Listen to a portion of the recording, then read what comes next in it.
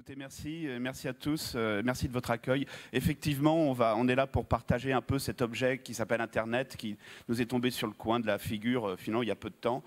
Ce que Thierry a oublié de dire, c'est que j'ai qu'un seul titre de gloire pour parler d'Internet, c'est que je suis le premier abonné à Wanadoo. Mon numéro de client, c'est 1. Vous n'imaginez pas tous les problèmes que j'ai eu avec le hotline. Ils ne croyaient pas qu'il y avait un premier client. Et puis un jour, j'ai reçu une belle lettre de France Télécom me disant « Cher monsieur le client, afin de mieux vous servir », et c'est comme ça que commencent les catastrophes, « afin de mieux vous servir, nous avons changé notre système d'information et votre numéro de client est devenu le 3 242 625. » Et ça m'a déprimé, je suis allé chez Free. Comme quoi, vous voyez, la rétention client, ça tient à peu de choses. Alors, je voudrais commencer par détruire un mythe qu'on entend un peu trop souvent. Internet, c'est pour les jeunes. Et je vais vous présenter une dame dont je suis éperdument amoureux, qui s'appelle Ivy Bean. Ivy Bean est une dame anglaise née en 1906, qui a une vie tout ce qu'il y a de plus normal d'une dame anglaise née en 1906, et qui en 2008, à l'âge de 102 ans, découvre Internet et s'inscrit sur Facebook et devient la doyenne des gens sur Facebook. Au bout d'un an, elle est un peu triste parce qu'elle atteint 4 895 fans, qui est le maximum qu'on pouvait atteindre sur Facebook. Donc elle se tourne vers Twitter et cette brave dame est morte en juin 2010, à l'âge de 104 ans, avec en plus 58 000 fans sur Twitter. Donc vous voyez, on peut découvrir Internet à 102 ans et mourir à 104 ans en étant une des stars du net. Donc vous voyez, on a quand même des espaces de progrès devant nous. Finalement, on n'a pas à se soucier. Alors, si on veut savoir où ça va, il faut retourner aux fondamentaux. Et moi, je voudrais vous dire une chose, ce n'est pas la première fois dans l'histoire de l'humanité que nous avons une technologie qui apporte une rupture par rapport à la connaissance. Il y a eu bien sûr l'invention de l'écriture, mais surtout l'invention de l'alphabet. Et je ferai un focus parce que l'invention de l'alphabet, c'est probablement l'invention la plus proche de l'invention de l'Internet. Et tout ça, ça aboutit aux sociétés paysannes. Puis le livre, qui est bourré d'innovation, avec le livre « J'invente la table des matières », puis l'imprimerie, vous savez, qui est fait pour diffuser la Bible, mais finalement qui sert beaucoup le monde industriel. Il n'y a pas de monde industriel s'il n'y a pas un moyen de dupliquer les savoirs sur toute la planète et à bas prix. Et puis arrive l'ordinateur, cette machine avec laquelle nous communiquons, dans laquelle nous mettons une partie de notre intelligence, à un détail près, c'est que l'ordinateur est individuel. Et qu'est-ce qu'apporte Internet par rapport à l'ordinateur individuel? Si j'avais qu'une seule chose que j'aimerais que vous reteniez, c'est que le rôle numéro 1 d'Internet, c'est de réaliser cette alchimie très difficile, de passer d'une somme d'intelligence individuelle à une intelligence collective. Et ça aboutit à un type de société qui est la société de l'interaction, puisque c'est le problème que nous avons à gérer. Alors, l'alphabet. Mettez-vous en moins 2000, moins 1500. Imaginez, on vient vous expliquer qu'il faut arrêter de dessiner un arbre et qu'il faut passer par une série de symboles abstraits, ARBRE ou l'équivalent de l'époque. Est-ce que vous imaginez la résistance au changement? C'est compliqué, j'y comprends rien, c'est trop dur. Et l'autre en face, il a une autre série de symboles. Au moins, quand on dessinait un arbre, on se comprenait. Et Socrate qui en rajoute une couche. L'écrit ne véhicule pas la connaissance, mais l'illusion de la connaissance, disait Socrate. Alors, il y eut les Grecs et les Égyptiens. Les Égyptiens ont refusé l'alphabet. Les Égyptiens ont dit « Oh là là, déjà, notre système de hiéroglyphes est compliqué, donc nous ne mettrons pas l'alphabet. » Ils s'y sont mis, mais vers moins 700, c'est-à-dire beaucoup trop tard. Mais, disait-il, rassurez-vous, brave peuple, pour vous aider, nous avons les scribes. Dormez, dormez, brave peuple, les scribes sont là. Les scribes, aujourd'hui, ça s'appelle le middle management, pour faire une analogie. Bon. Résultat, lentement mais sûrement, après avoir produit les plus beaux chefs-d'œuvre, la civilisation égyptienne, finalement, s'éteint. Les Grecs, à l'inverse, comprennent l'alphabet. Les Grecs font des lois. Au terme de cette loi, tous les fils des citoyens devraient apprendre à lire et ce serait la ville qui paierait les maîtres. Les Grecs font de l'alphabet un vecteur de progrès social, sociétal. Résultat, explosion de la science, explosion de la philosophie. Je vous rappelle qu'en moins 278, Ératosthène, un grec, calcule le diamètre de la Terre, erreur 4,5%. Et donc finalement, la question qui se pose à nous tous devant Internet, c'est est-ce qu'on va se comporter comme des Grecs ou comme des Égyptiens? Alors on va continuer. L'histoire et la gouvernance de l'Internet. Toujours pareil, on va un peu chercher dans le passé. Alors c'est bourré de mauvaises nouvelles. D'abord, je voudrais détruire un mythe. Internet n'est pas né d'une demande du ministère américain de la Défense pour construire un réseau qui soit insensible à une attaque nucléaire. Cette demande a bien existé, mais Internet n'est pas un processus linéaire et causal. Internet, c'est ce qu'on appelle l'innovation par percolation, c'est-à-dire des gens ont une idée en rupture dans un coin et à 1500 km de là, d'autres ont la même idée et un jour ils se rencontrent, ils se disent tiens c'est amusant, on est sur les mêmes idées et puis une troisième, etc., etc. Alors la conséquence de ça, eh bien, elle est dramatique, c'est qu'il n'y a pas de chef de projet. On vous explique partout dans le monde des entreprises que pour que quelque chose réussisse, il faut un chef de projet, quelqu'un à qui on confie une mission. Tu iras sauver la princesse des griffes du dragon.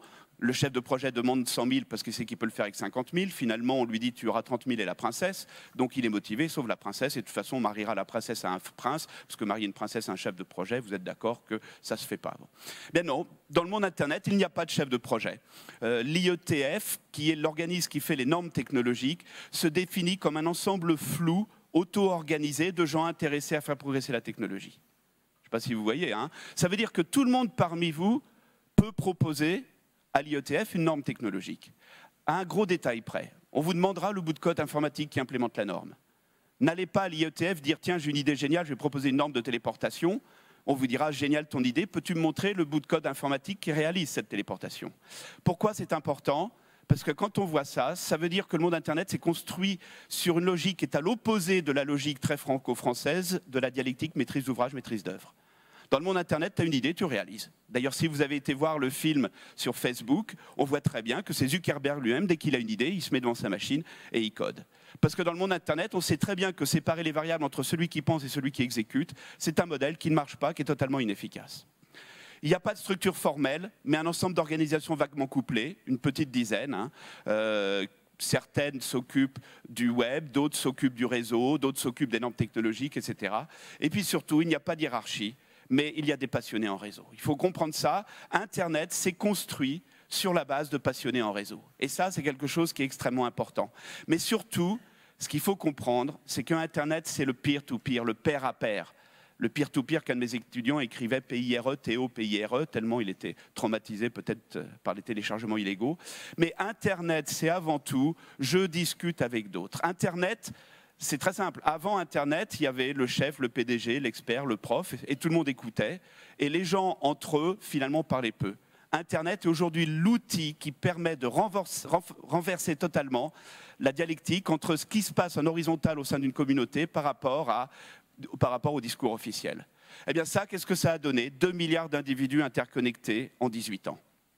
Et moi, je prétends que c'est parce qu'on a choisi des méthodes basées sur les consensus grossiers, basées sur une communauté, basées sur l'absence de structure hiérarchique et centralisée, donc des cycles de décision extrêmement courts, qu'on a pu interconnecter 2 milliards d'individus en si peu de temps.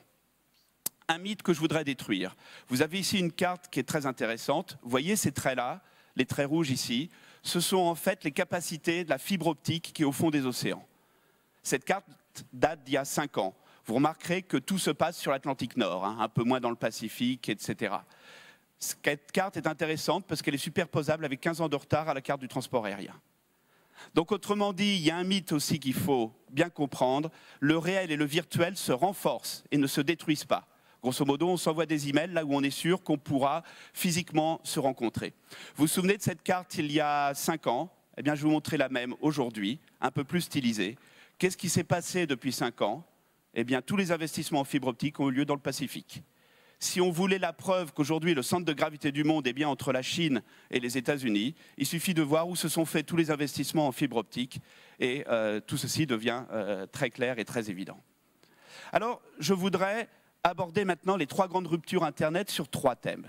3 aspects qu'Internet, non pas a créé, mais Internet renforce. D'abord, il faut bien comprendre une chose, puisque c'est un outil de peer-to-peer, c'est un outil communautaire. C'est-à-dire Internet, avant tout, c'est l'outil qui permet à une communauté de devenir beaucoup plus efficace. Deuxièmement, c'est une économie immatérielle. Je vais même aller plus loin.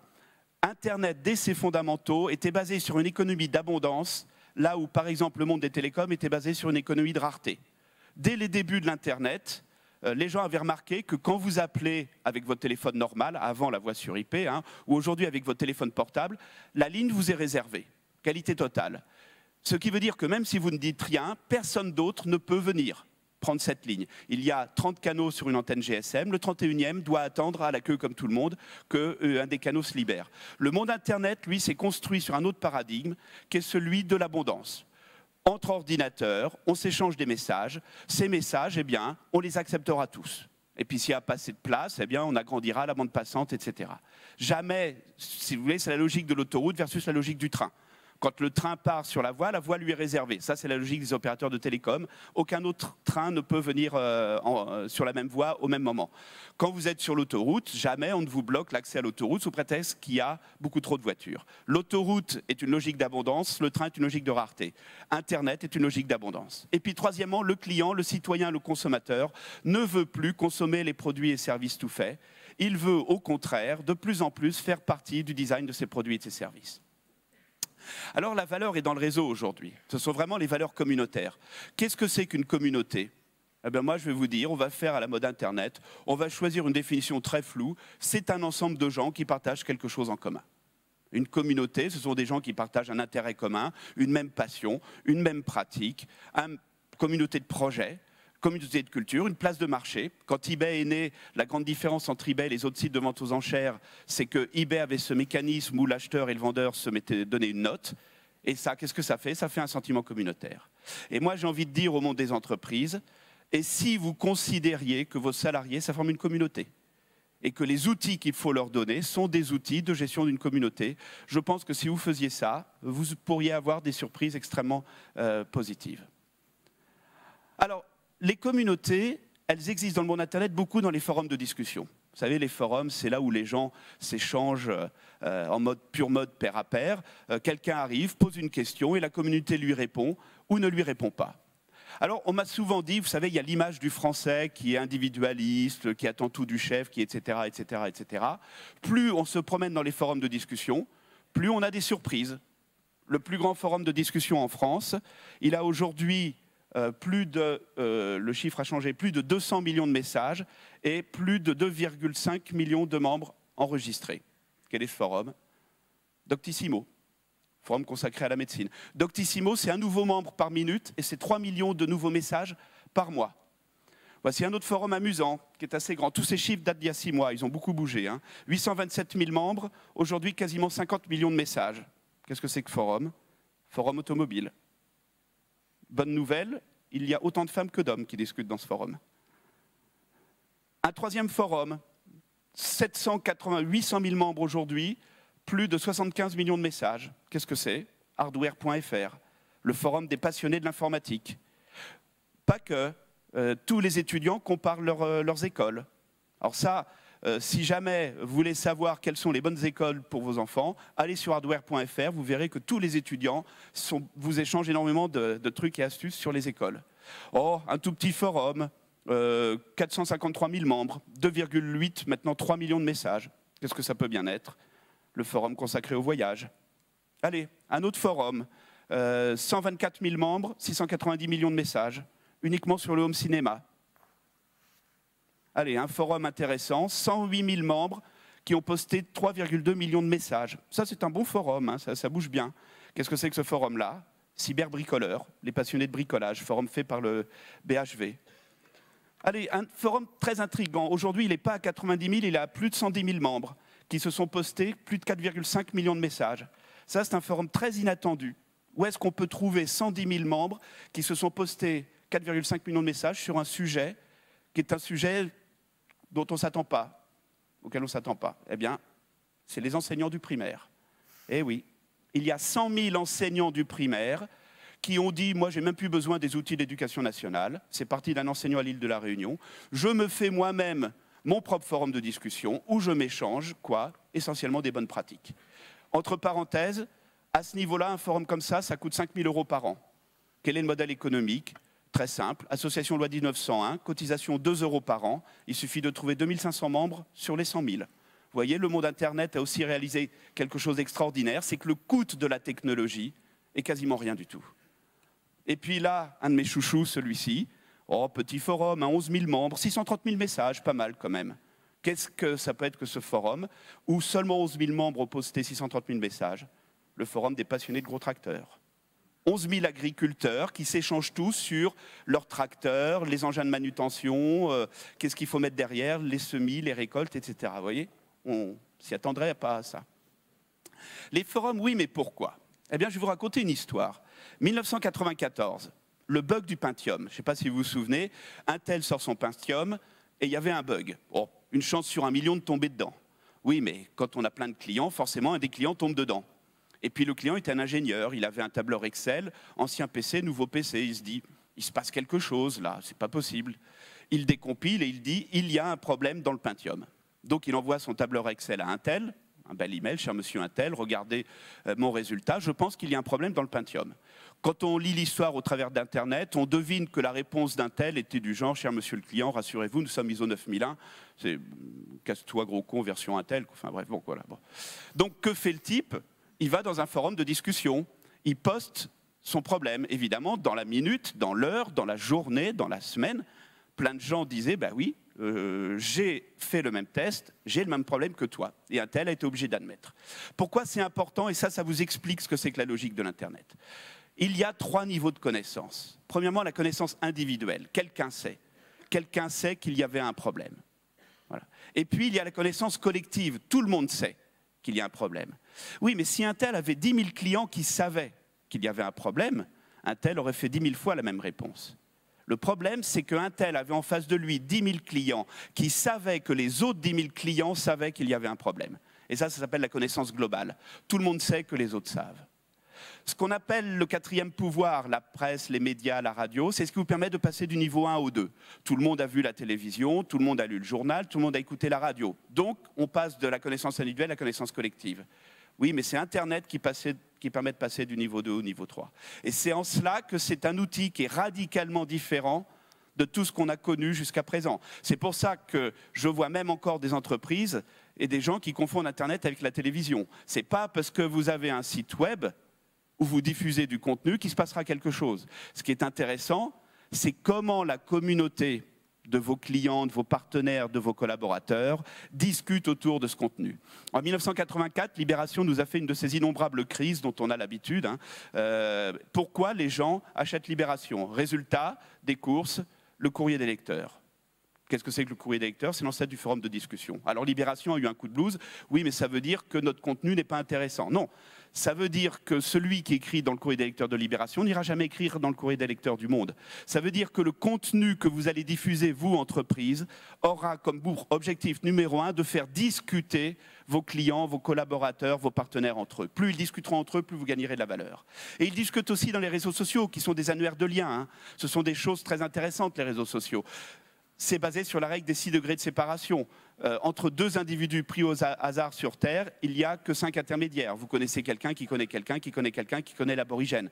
Donc du coup, on peut se promener très très vite sur les réseaux sociaux. Et puis derrière les réseaux sociaux, il y a quelque chose qui peut être intéressant pour vous, ce qu'on appelle les mondes virtuels. Oh, je suis sûr que vous avez entendu parler de Second Life. Je suis sûr que vous dites le monde virtuel, oui, c'est des jeux, c'est amusant, il ne s'y passe rien d'intéressant. Vous savez, ce sont les plateformes où on se retrouve au travers d'avatars. Il peut s'y passer des choses intéressantes. Par exemple, vous voyez ce congrès ici. Ça, c'est fait à l'ancienne. Je vais vous montrer comment un congrès se fait maintenant. It's a great pleasure to welcome you to ACCA's first ever Global Virtual Members Conference. I'm delighted that you're able to join us and be part of this genuinely exciting new initiative. For the first time, an ACCA event is taking place simultaneously in London and in the specially created virtual ACCA world. Voilà, vous voyez, de plus en plus, on pourra faire des congrès dans des mondes virtuels. Et puis, je vais vous montrer quelque chose d'intéressant. Vous voyez ce que c'est que ça? C'est une communauté de riverains du Forum des Halles qui étaient furieux de l'aménagement que proposait le maire de Paris et qui se sont mis eux-mêmes à faire des projets d'aménagement et de design du Forum des Halles dans un monde virtuel. Absolument parfait pour faire du co-design collaboratif. Et puis de toute façon, si j'avais quelque chose à vous montrer, ce serait ça. Ça, c'est la statistique du nombre de comptes dans les mondes virtuels, 1,185 milliard, dont la moitié sont dans la tranche 10-15 ans. Donc quand les 10-15 ans vont arriver dans le monde du travail et qu'ils vont voir des interfaces traditionnelles, ils vont dire « qu'est-ce que c'est triste, qu'est-ce que c'est triste ». Alors l'économie de l'immatériel, vous savez, il y a plein de sites où il se passe des choses intéressantes. Un Cellband, qui est un site où vous pouvez aller, vous aimez une musique, vous investissez directement dans la musique. Plus de 3 millions d'euros qui ont circulé dans Cellband. Et puis vous avez des modèles à la Prosper où des gens postent des listings. Et qu'est-ce qui se passe qui demande de l'argent? Et c'est la communauté qui prête de l'argent. Vous voyez, un tel prête $25, un tel prête tant $, etc. Ben, c'est quand même plus de 200 millions de dollars qui ont été échangés dans cette communauté depuis 3 ans. Vous voyez, des prêts qu'on appelle en peer-to-peer. Donc, vous voyez, il y a une valeur immatérielle qui est très forte. Cette valeur immatérielle, il y a une manière de illustrer qui est très simple. C'était un article de 2002, 5 objets, combien ça pèse, combien ça coûte? Eh bien, le rouleau d'acier, ça coûte 37 centimes le kilo. La Mercedes-Benz, c'est 38 $ le kilo. L'or, à l'époque, était à 9 000 $ le kilo. Le Viagra était à 23 000 $ le kilo. Et le Pentium 3 à 85 000 $ le kilo. Donc, vous voyez, si jamais on pouvait se poser la question qu'est-ce que c'est qu'une économie de l'immatériel, eh bien, on le voit très bien. Un Pentium, du Viagra, c'est du jus de cervelle, c'est véritablement acheter des brevets, acheter une valeur qui est intangible. Mais surtout, ce qui est important, c'est que quand on partage un bien immatériel, il se divise. Quand on partage un bien immatériel, il se multiplie. Autrement dit, vous prenez la pizza, vous la coupez en 4, chacun a droit à un quart de pizza. Tandis que vous prenez un fichier MP3, vous l'envoyez à 10 copains, qui eux-mêmes l'envoient à 10 copains, le fichier se multiplie lui-même. Et ça veut dire qu'il y a des règles qui sont totalement différentes quand on veut traiter une économie de la rareté, une économie de l'abondance. Et encore une fois, Internet est très clairement un des meilleurs vecteurs d'une forme d'économie d'abondance. Pourquoi ? Pourquoi ça ne coûte rien de propager un fichier MP3 ? Un, parce que le réseau s'est bâti sur des logiques de partage. Et deux, parce que le coût de stockage, comme vous le savez, est ridicule. Quand vous allez chez le marchand vous-même, un disque dur de 1 Teraoctet aujourd'hui, c'est 65 €. Ça veut dire que quand vous êtes Google, que vous avez 2 à 3 millions d'ordinateurs et de disques durs pour faire tourner le moteur de recherche, vous l'avez à bien moins que 65 €. Donc tout ça, ça fait une économie qui est totalement différente, avec des choses parfois surprenantes, tiens, pour rire. Vous savez qu'est-ce qui se vend le plus sur Internet, à votre avis, sur eBay? Eh bien, des paires de chaussures. Vous n'imaginez pas, quand j'étais le premier abonné à Wanadoo, je montrais les premiers sites de commerce électronique et les gens riaient en disant le commerce électronique, ça m'étonnerait. Oui, éventuellement, les gens y auraient acheté des livres, mais Serge, on n'achètera jamais des chaussures dans le monde Internet. Et voilà, c'est ce qui s'achète le plus sur eBay. Toutes les 4 secondes, il y a une paire de chaussures qui est en train de se vendre. Donc tout ça, ça veut dire quoi? Ça veut dire finalement qu'on assiste à un énorme changement de paradigme. Et ce changement de paradigme que je vois dans certains secteurs est le suivant. Vous avez un modèle traditionnel de l'entreprise qui achète, qui transforme et qui revend. C'est comme ça que toutes les entreprises sont bâties. Et du coup, on a des économies qui sont des économies linéaires. Par exemple, déterminer un coût dans une économie comme ça, c'est simple. Un prix. Un prix, c'est un coût plus une marge. On a appris ça à l'école. Et moi, je vois arriver un autre modèle, qui est un modèle d'entreprise plus communautaire ou une entreprise qui gère une place de marché. Une banque achète de l'argent, transforme et revend. Prosper, c'est je fais circuler de l'argent dans une place de marché. Un major achète un artiste, le transforme et le revend. Sell band, c'est je fais circuler de l'argent entre des fans et des musiciens. Et finalement, on peut en déduire un indicateur intéressant, qui est le rapport entre qu'est-ce qu'il circule en horizontal dans la place de marché sur le revenu de l'entreprise. Prenons eBay par exemple, 2,5% en moyenne sur les transactions. Ça veut dire que ce chiffre est de 40. Pour $1 que gagne eBay, eBay fait circuler 40 $ dans sa communauté. Dans une économie traditionnelle, on dirait à eBay, si tu es capable de passer de 2,5% à 3%, tu vas t'enrichir. Oui, mais ça, c'est une économie de rareté, parce que du coup, il perdra des clients. Dans une économie communautaire d'abondance, on dira à eBay, si pour $1 que tu gagnes, tu fais circuler non pas 40, mais 60 $ dans ta communauté, eh bien, tu vas rendre ta plateforme plus attractive et tu vas attirer plus de gens. Économie d'abondance. Et ça, vous voyez, il y a une remarquable transformation. Alors, le co-design. Eh bien, vous savez, quand on regarde Internet, Internet ne s'est fait ni en techno-push, ni en market pool. Vous savez, il y a eu le techno-push, on a dit, c'est moi la R&D qui fait le design de mon produit, et si toi, le client, tu ne l'achètes pas, c'est que tu n'as rien compris. Je ne suis pas loin de décrire des expériences personnelles vécues. Et puis un jour, on a dit, c'est pas bien ça, il faut écouter le client, il faut le mettre au centre. Vous savez, le client au centre, il n'est pas plus heureux que le client en bout de chaîne. Donc, le directeur du marketing a pris la main et a dit, moi, je sais ce qu'il faut faire, et je le fais sur la base d'études de marché. Alors, vous savez ce que c'est qu'une étude de marché d'un directeur marketing? C'est j'élimine toutes celles qui ne sont pas d'accord avec ce que je pense, jusqu'à ce qu'enfin, je trouve de l'étude de marché qui correspond à ce que je pense. Bon. Internet, ça ne s'est pas construit comme ça. Imaginez-vous, il y a 5 ans, il y a 10 ans, il y a 15 ans, faire une étude de marché. Est-ce que vous croyez que les gens vous auraient dit, oui, je veux Facebook, je veux Twitter, je veux Flickr, je veux Amazon, je veux eBay, je veux... Non, non, non, non. Internet, c'est du trial and error, de l'essai-erreur. Je propose des éléments de technologie et les gens reprennent ou ne prennent pas. Et je continue à faire cette boucle comme ça. Et ça, finalement, ça veut dire quoi? Ça veut dire que de plus en plus, les gens prennent la main pour faire participer au design des produits et des services. Un exemple, les agoras d'idées. Starbucks demande à la communauté de ses clients d'émettre des idées et de voter sur les idées des autres. Pourquoi faire voter sur les idées des autres? Parce que quand vous avez 88 000 idées, comment vous faites pour détecter les bonnes? Eh bien, pour détecter les bonnes, vous demandez à la communauté de voter sur les idées des autres. Vous avez un modèle intéressant, ce qu'on appelle les pro-am. Les pro-am, ce sont des gens qui sont à la fois amateurs mais quasiment professionnels. Une communauté d'étudiants au Danemark qui a lancé une marque de bière qui s'appelle Free Beer. Free comme dans Free Speech, c'est-à-dire la bière est open source. C'est-à-dire les recettes sont publiques et tout brasseur qui a envie de brasser la bière, eh bien, peut prendre la recette et brasser la bière. Ils en ont trouvé en Chine, ils en ont trouvé à Tokyo, à Berlin, à Los Angeles, à Knoxville dans le Tennessee, etc., etc. Ce qu'on appelle le User Generated Content, je ne sais pas si vous connaissez la...